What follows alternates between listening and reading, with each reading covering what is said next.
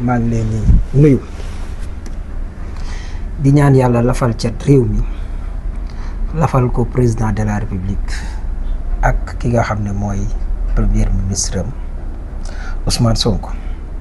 li benn imam waxoon rek ne Iblis la Sonko amal affaire mais Iblis nag day jax-jaxal comme na ko laay ji waxee la si yuwaas bi su fii su duuri naasi binal jinnati wa naas am na ci ñoo xam ne mattum saytaane lañ maanaam tey moom ay instrument wu saytaane lañ benn bi muy ay nit yoo xam ne li nekkul ci ñoom te ne ci keneen lañ jàpp ne ginnaaw bu doon ñoom nii rek lay demee kon kooku noonee la ko war a doxale ci diggante président Bassirou ak premier ministre Ousmane Sonko bu nit ñi daan wax di pessimiste bu noonu lañ koy waxee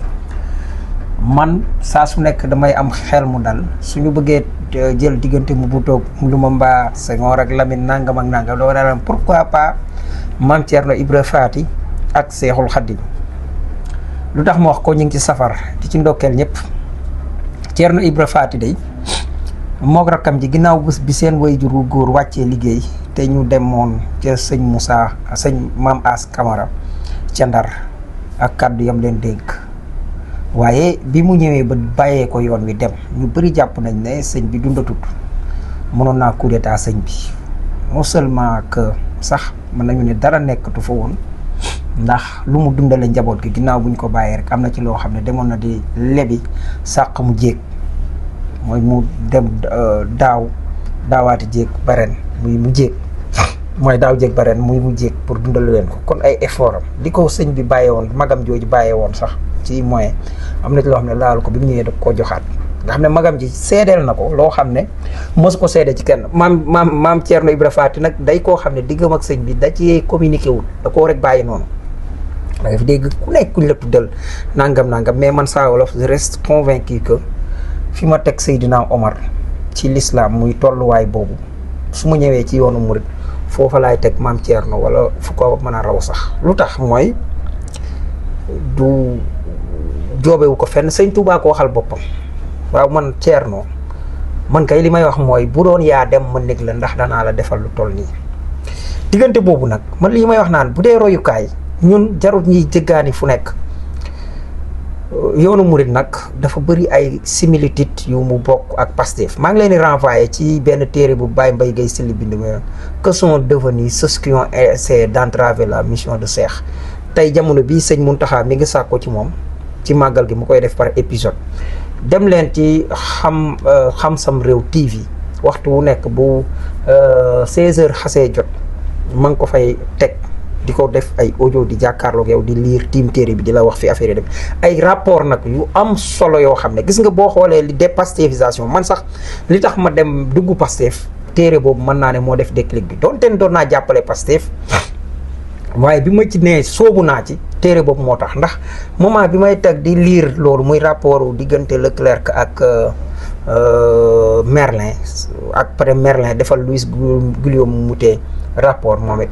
foofu ñu ngi wax démonétisation moo tax moment boobu laay dégg dépastéfisation loolu moo ma ci joo moo tax ñëpp maa ngi leen di ñaan ñu ko mën a am ñu am ko mi ngi jar 10 000 francs seeru sëñ Boubacar Camara sax man maa ko may sama bos di leen wax léegi nag dafa am loo xam ne lii tax ma wax lii dafa am loo xam ne moom la soxna Binta Diallo Gueye wax ci Seneweb démb ñu ànd ko teewlu. dama jàpp ne ñoom wane nañu parce que les gens savent lire entre les lignes Diallo. Avant oui amoon nañu benn entente mais léegi ça ne va plus depuis la dernière sortie du premier ministre on sait que les carottes sont cuites. Malgré la réunion qui s'est tenue au palais. Même malgré la réunion qui s'est tenue au palais, toi, j'ai écrit sur mon post, sur mon statut, que tout le monde regarde, que le président Diomaye wax yëpp bu ñu ko génne woon du baax. On a censuré les propos du président dañ ko coupé. li mu waxoon yëpp xam nga nekkuma fa. waaw mais ku fa nekkoon di personnalité si ñoom moo ma woo ne ma te du ma wax kan la nag. non jaru ko. non je le dirai pas parce que c'est une source peut-être. ne ma est-ce que dégg ngeen di ma ne ko non mu ne ma parce que génnul. comme lan par exemple. sama chaise bi yàlla moo ma ci teg loolu laa la ciy may président Diomaye moo ko wax bi mu ñëwee.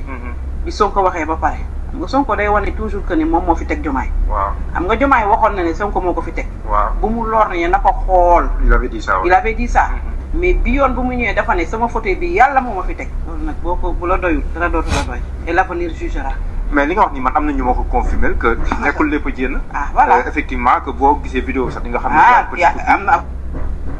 bon Diallo man fenn rek laa d'accord wut ak yow mooy fi ndaw si waxee ne am na ñu ko wax nga ne am na ñu wax loolu mais bi ngay confirmer waat daal ne am na ñu mu wax ne lépp génnul day niru ci ne da ngaa mel ni lu dëggal lu ndaw si wax man gisewuma ko noonu mais mën nañ ko gisee noonu li tax mooy dama jàpp ne jotaay bopp bu nekkul en direct jotaay bu nekkul en direct nga soxla ci journal télévisé loo war a génne wala nangam ak nangam moment yi nga war a génne rek ngay génne yéen gis ngeen ni mbir yi di demee. léegi nag foofu dafa am leneen lu mu interpellé lan la président Diomaye di nëbb foofu xam nga tey dafa mel ni sax dayo bi Sonko am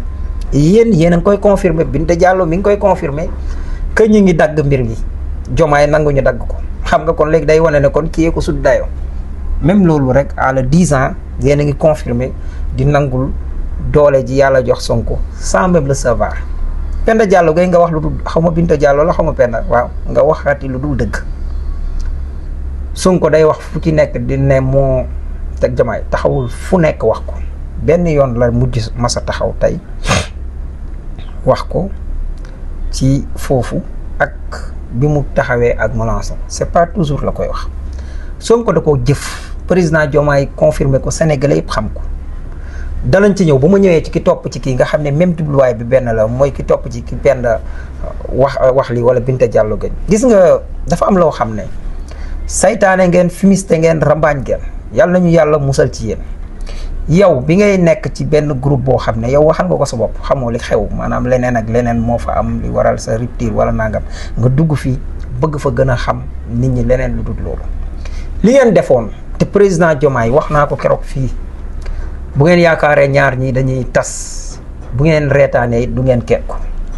lu leer la ma ne leen saay-saay wala fenkat bu mel ni yow wala sàcc yu mel ni kulunaa yi ku ci police jàpp nga dem police ñu lay entendre dugal la ci benn salle ñaari inspecteur jàkkaarloog yow di la enquête kenn ki day jouer rôle policier maanaam rôle gentil policier ka ca des jouer rôle méchant policier yow fenkat bii su dee da ngaa jàpp ne gentil policier bi moo gën ci yow booba nga nax sa bopp amaana sax moo gën a bon ci yow ñaari mbir yi mooy li am beneen bi muy divergence ci mbir lii lañ bëgg fii lañ koy jaar dañuy reer doog a julli ak dañuy julli doog a reer nit mën na cee am jëkkër ak jabar mën nañ cee am divergence mag ak rakk mën nañ cee am divergence xarit ak nangam mën nañ cee am divergence waaye li am solo mooy na njaboot gi reer mooy njaboot gi lii lañ bëgg yoon daa war a am ci dëkk bi lii lañ campagne woon kenn nañ xaar ni nangam loolu mën na am divergence mais fiñ point commun bi tax ñu am mooy bi nekkoon projet bi te loolu yaakaar naa Ousmane Sonko mi ngi koy doxal ba tey damay ñëw ci kii nag muy mag mi. wax bi wuute mooy dañ ne woon dañuy dem vers le président et le vice-président page 21 ou 20 dès le début ci projet bi ñu jékki-jékki bàyyi ko indi un premier ministre fort mais premier ministre bi fooragul kenn jox ko force yi fi mu nekk nii mu ngi faible génn na muuxu na te daawul muuxu xool ki mu yuuxu tontu mu leer mooy faible na moom xam na ne jàkkaarloo na koo xam ne ki ci situation bi mu jàkk nekk nii ki mu jàkkaarloo moo ko bu doole waaw te ñëw dañu bëggoon ku faible ku fort dañu bëggoon parce que kii fort na tey yaa ko yuuxu de foro. mais am na ñu koy weddi am na ñu ko weddi lii moo waxoon fi maa ngeen koy fàttali. benn picc la. bu ndaw mais nañu moytu bu nekk jamu. dañu yokk mu nekk taab. bu nekkee taab ba nekk play mën nañu dagg loxo bi mu nekk. maa ngeen koy fii wax naa leen ko il y a 3 à 4 mois fii. parce que seen diggante moo nekk diggante bu jafe. xam nga ci li ma wax. qualifié Diomaye picc mooy yéen a def président Diomaye nit ku bon yéen a bëgg a def Diomaye président Diomaye nit ku bon. présenté ko waa Pastef yi nga xam ne muy jom la ñu feese ngeen nangu ko même sax du ngeen koy nangu maanaam ñun waa Pastef ngeen présenté yéen day baax ngeen Sonko baax na waaye kii moytu leen mu doon picc après mu doon jamut mu nekk taab dañuy mujj dagg loxo mooy da leen di rey yéen lii ngeen ñu wax yéen ba tey li ngeen di jël yëpp moo tax président Diomaye ku am xel la yéen ñi koy tàccu xam na ne ay saytaane ngeen ay waaba jiiba ngeen magum rambaaj yu demee nii moo xew ci penc mi ñu wëyal rek mu daaneel. Sonko moo waroon commencé jàng bu yàgg. jàng nekk le second nekk surga ki nekkoon surgaam. maanaam Mariam Diagana mi nekkoon ci kër gi di sëy moom la fi Doudou Wade bàyyi takk mindaanam ba pare ko tabaxal ko ci appartement ci kër gi. bu ma fa fay commencé fanaan day nekk jabar comme ñëpp. day ay. xam nga illustration bi gis nga bu ngeen gisee kaaw Fallou gis nga valeur sénégalais valeur vrai sénégalais bi ñu daan am bu njëkk mooy da nga daan gis suñu bàyyi am ñeenti soxna ci kër gi problème du am yéen nag seen génération bi ñëwee ci la Sénégal ñàkk lu bëri ci la perte ay valeur parce que li ëpp ci yéen dañoo ñàkk jom li ëpp ci yéen nag laay wax maanaam ci maas gi toll nii maanaam Sénégal valeur yi mu amoon ci maamaka maamaatam dafa ñëw ba yegg si fi ñu tubaab bi yilifee yóbbu ñenn ñi école des fils de chef jublu ci laver seen ay cerveau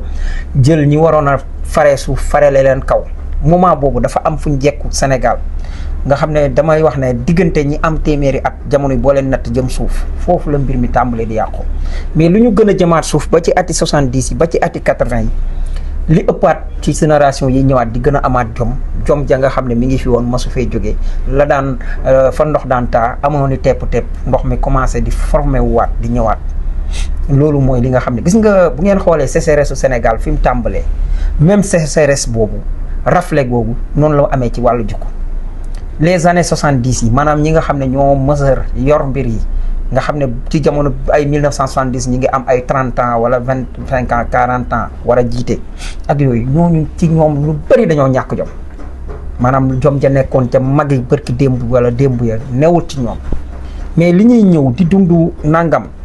di jege siwaat maanaam fa ndox mi daan taa mi ngi am tepp ñàkk gi di am ak yooyu mais ñi juddu moo tax Cheikh Anta doon misaal ne Ablaye Wade dina falu ñu ne ko de nangam mu ne bu gone yi di am fanweeri at ñii nga ñuy juddu année bii bu ñuy am fanweeri at ca lay falu waaye ki topp ci moom moo war a defar Sénégal yàlla di jox ay nit mooy surtout ñi juddu les années 70 Ablaye Wade giseen ngaan même sommet FAO mi ngi wax naan Afrique bi woon bokkut ak bii Afrique bi fi gone yi fi ngeen jànge fa la gone yi jànge maanaam mi ngi natt boo xoolee waxu Ablaye ak Cheikh Anta dafa am concordance foofu dafa roofaloo ne leen gone yi ay idéologie lu leen tënk ay léniniste marxiste léniniste keneen ak keneen du leen tënk ñoom li ñuy def mooy dañuy kii moo tax ay ku mel ni ñoom Ousmane Sonko après ñi judd après ñoom nga xam ne ñoo leen mën a topp les années 80 comme ay Diomaye comme ay ñeneen ak ñeneen ay ñoom Sa Ndiogou ñoom Cheikh Ousmane Touré ñeneen ak ñeneen ñooñu la mbir mi di am moo tax mbir mi ngi rafetaat lii mu wax nii li tax ma naan valeur yooyu moom mi ngi jël jigéen joo xam ne nee na dañ ko fa wàcc takk mbindaanam déedéet xam nga lu mu doon Doudou Wade boo doon nit ku baax danga naan jigéen ji sëy ci kër gi te mënut a am toog lu yàgg taxaw amul doom mu jàpp ne du am doom jël mbokkam wala nangamam ne sa jëkkër kii de su ma sañoon nga jël ko am na waaw soxna Anta Ndiaye Mbacke mi way juru sëñ Cheikh Anta Gaawaan jigéenu Mamour Anta Sali la bi nit waree Mamour Anta Sali dafa laaj ndax dagan naa ko ñu ne ko waaw ñu ngi ci safar ji nag dañuy safar ba tey dañuy safaraale ma wax leen similitude yi am ndax dagan naa ko ñu ne waaw mu ne bu nangoo de mën nañ maa muur ma doon soxnaam moom mii jigéenam Anta Ndiaye Mbacke daal di ñëw dugg kër Mamour Anta Sali moom moo recommandé soxna Jaara ndax soxna Asta Waalo la xam ne ko doomu Asta Waalo ji di bu ma sañoon nga jël ko soxna ndax mbaax gi ci moom mu jël ko soxna sëñ bi dem na ba këmmal moom Mamour Anta Sali Lat Joor tëdd guddi gént yu raglu gént gi ñëwaat ba mu nettali ko kilifa mu ne ko am na soxna su nekk ci sa ëtt bii am na doom ji mu war a am bu juddoo sa kër gi wal xiyaasu billah waroo koo denc ku mel sàngam ak sàngam moo ko war a kii Lat Joor xayma ci xelam xam ne critères yi ñu ko wax te bëgg na soxna si waaye liñ ko wax ci jëmmi Mamour Anta Sali ji rek la daj jege Lat Joor jógee këram ñëw kër Mamour Anta Sali ba muy wax ak moom soxna Anta Ndiaye dégg na ndey li waaye fekk na Maam Moor këmmal am ñeenti soxna si biñ déggee ñëw ne ko yow xanaa déggoo li la Lat Joor wax mu ne ko waaye damaa këmmal mu ne ko déedéet da nga may bàyyi maanaam wàcc ma may ma baat ma nekk ci kër gi kenn xamul uuf njaboot gi kenn xamul nangam ak nangam nga jëli kële kooku mooy yaayu sëñ Masamba Mbàkke borom ñaari kaala yi sëñ Masamba Mor Isa mooy magam yaakaar naa Mor Isa noonu waaw mooy magam te magam jooju Lat Joor mooy baayam pour ngeen xam li rafet ci woonu murit ba tey moo tax bari na kër yooyu gis ngay taxaw naan waaw soxna sëriñ bu am nangami soxna te fekk xamoo li xew mënoon ngaa jël boobu am na ku daan ñëw bëgg jëkkëram lool jëlu gàlloom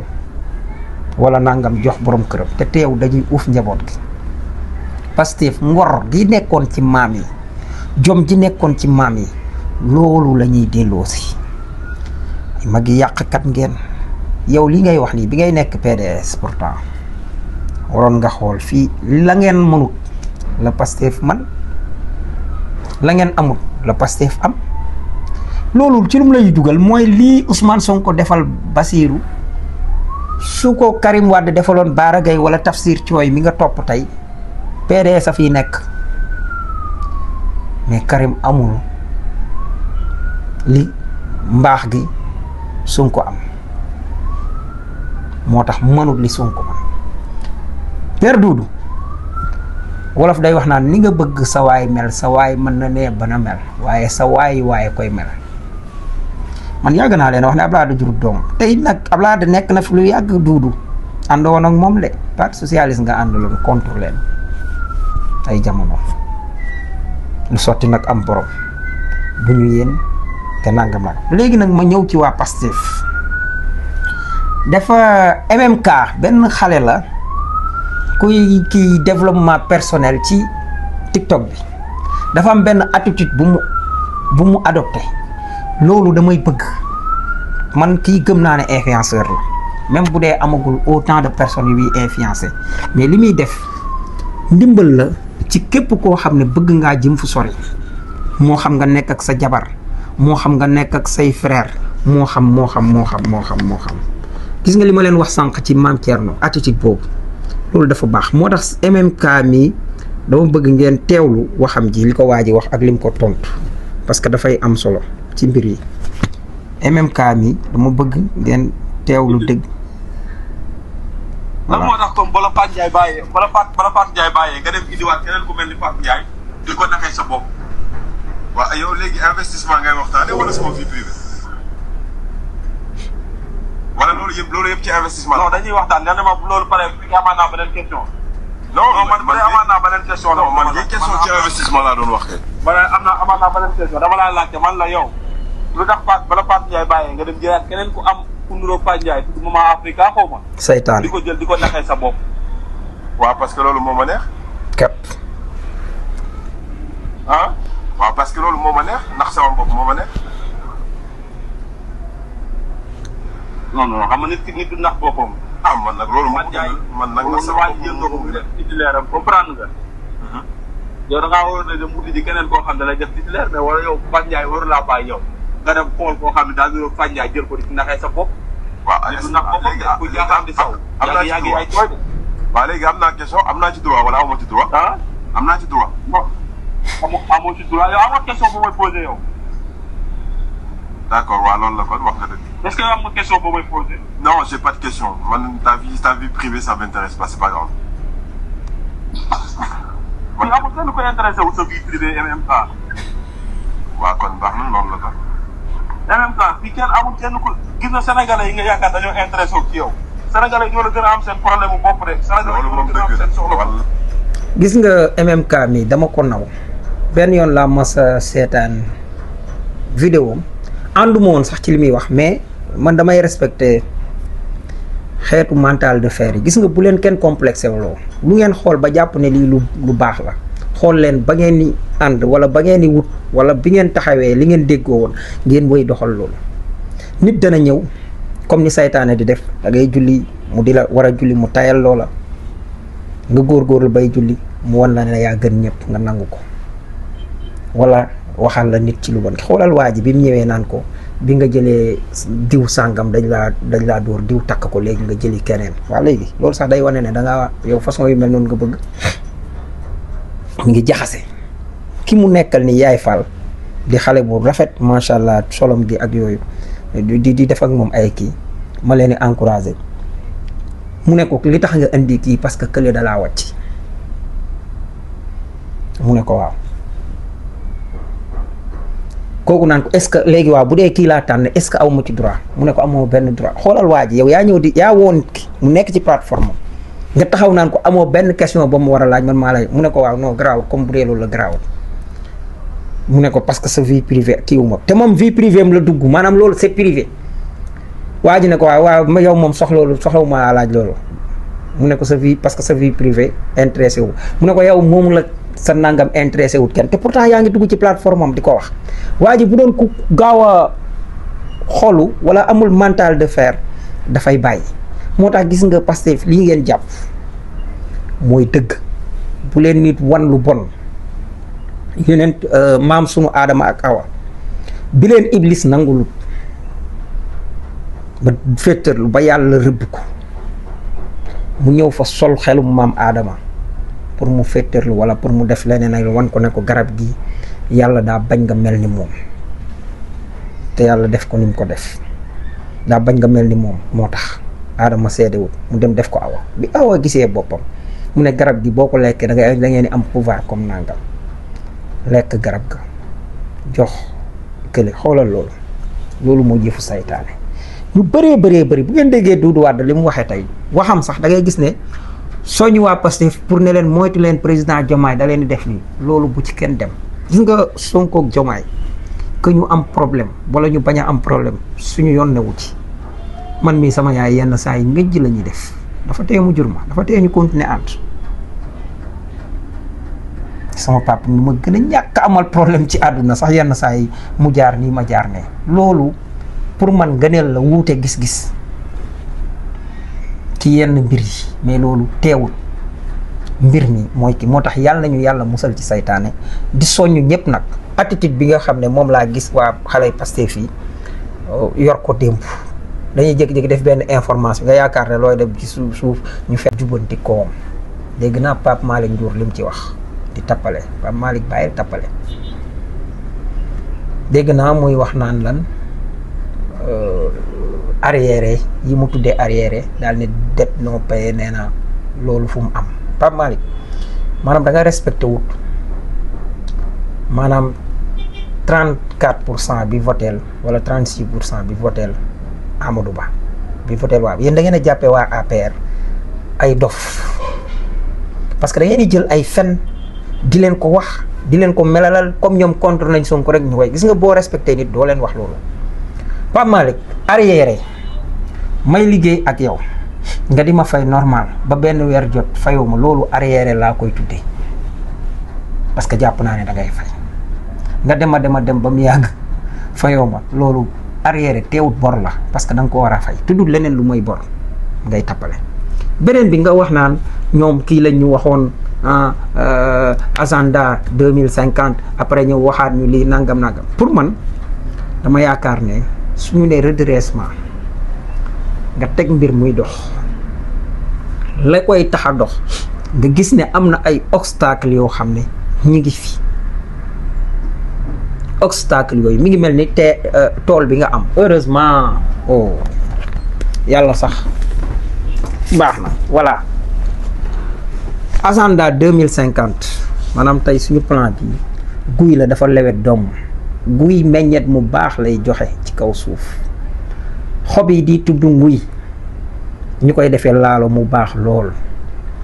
doom fi doom yi buy mooy doom bu weex bi gif nekk ci biir lu guy rëy rëy gif di ndayam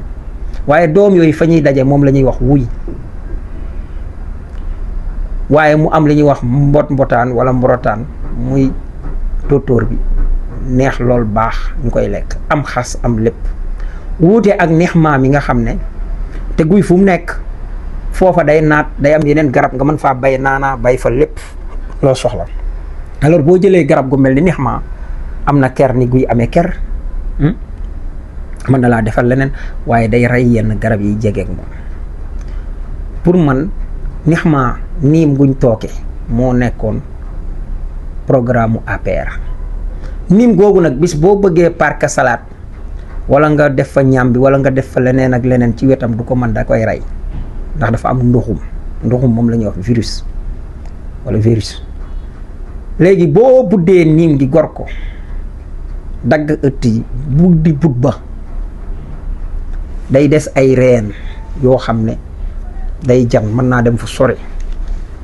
léegi reen yooyu boo demee ji ci wet gi nag te fekk reen yi buddeegoo reen yëpp ba mu jeex reen yu mel ni reenu OFNAC Bassirou Gueye ne fa conseil constitutionnel tey nii mu mel wala ak yeneen mi ñu mel loolu daf lay sonal. léegi nag booy doxal yow defoon nga ne reen yi du am sa jafe-jafe ak ñoom ndax mën ngaa teg pour temps bi la permettre nga yegg nag redressement boobu mooy dem di buddi reen yi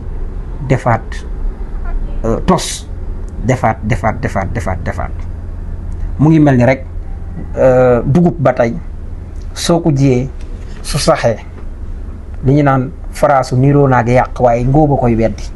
su saxee dafay bari su baree ñoom dañuy téyante duñ màgg loolu ñuy wax wollet nga dindi yi sànni maanaam nga fekkoon fa lu mat 20 gàncax dindi yëpp ba mu des juróom-ñaar mooy tax mbir mi am doole. moo tax yow comprendre li ñuy wax redressement ci déggin wu gën a gàtt loolu lay làmb di woo yéen buñ leen waxee loolu Dekkal Ngor yoonu yokkute Sénégal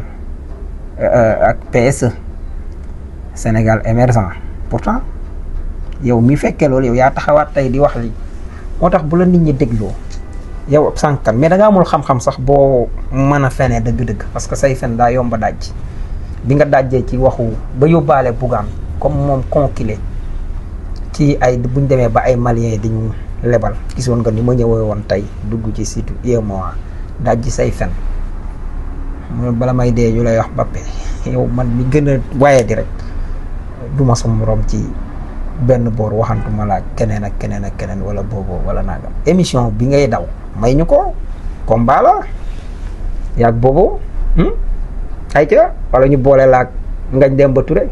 mais kenn nanguwu ci toog plateau contre beneen Pastef lii mooy wax ci ma di leen jaajëfal bu baax di amoon yaakaar ne li ñu wax amal na leen njariñ te suba it bu ko kenn tardé ñëw leen Grand Théâtre ba mu fees bu feesee sax nañu toog ci bitti xaar jërëjëf